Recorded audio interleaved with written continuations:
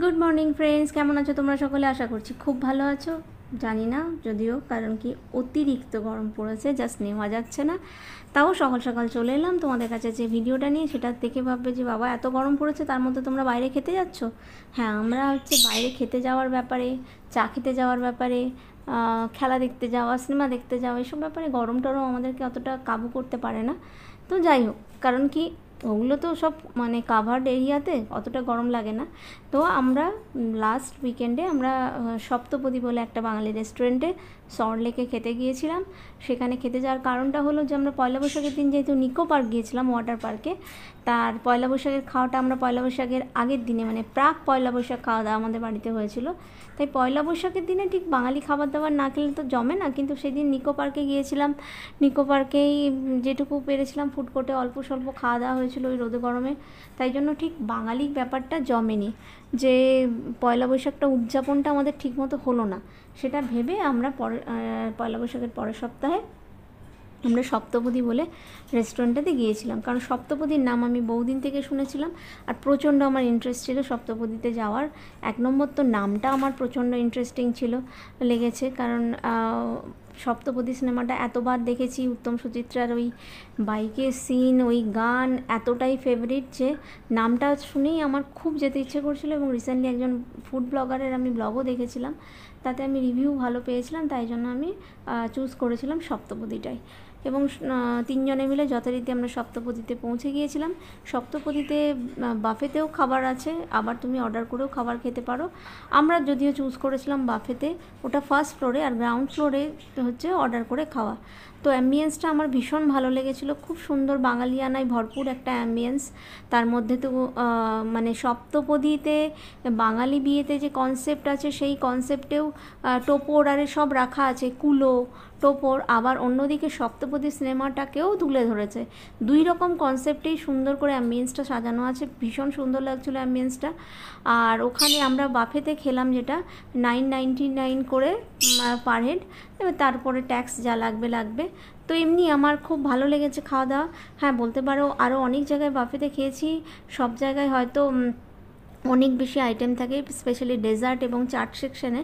এখানে এত আইটেম ছিল না, কিন্তু আমাদের মতো মানুষ যারা খুব বেশি খেতে পারে না তাদের জন্য সাফিসিয়েন্ট, মানে লেগে বেশি।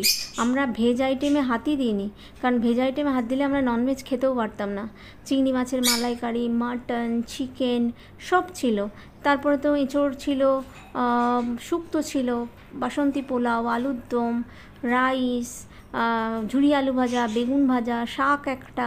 সবথেকে ইন্টারেস্টিং জিনিস ছিল পান্তা ভাত আর আলু সেদ্ধ, মানে আলু চোখা যেটা আর কি, আলু চোখা। তারপর স্যালাড ছিল, ডেজার্ট সেকশনে ছিল রসগোল্লা, সন্দেশ, চাটনি, পাঁপড়, আর শরবত ছিল শুরুতেই দুটো করে। আর ছিল অ্যাপিটাইজার অনেকগুলো, ভেটকি মাছের ব্যাটার ফ্রাই, পনিরের ব্যাটার ফ্রাই, দুটো ফিশ চপ, আরেকটা কিছু ছিল যেটা আমরা ট্রাই করিনি বলে বলতে পারবো না ওটা কী ছিল, মানে পকোড়া টাইপেরই একটা কিছু ছিল।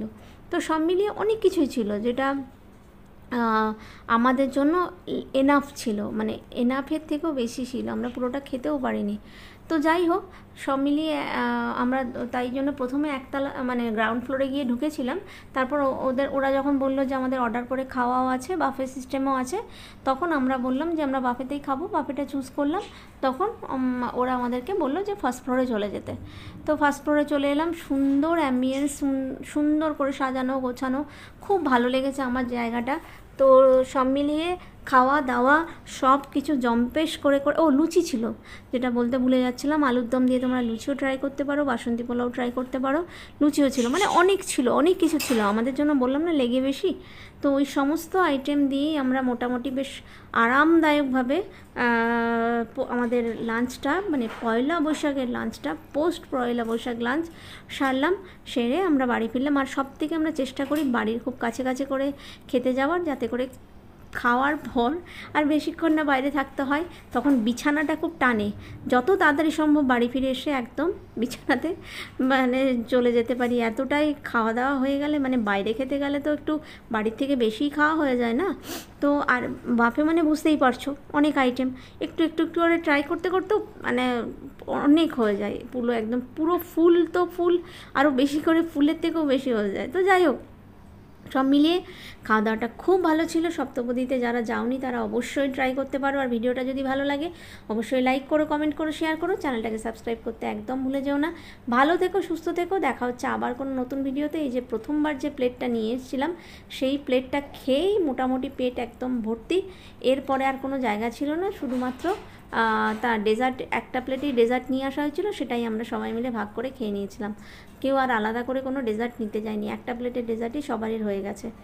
চলো টাটা, আজকের মতো ভালো থেকো সবাই, সুস্থ থেকো এবং প্রচুর পরিমাণে সবাই জল খাও। বাই।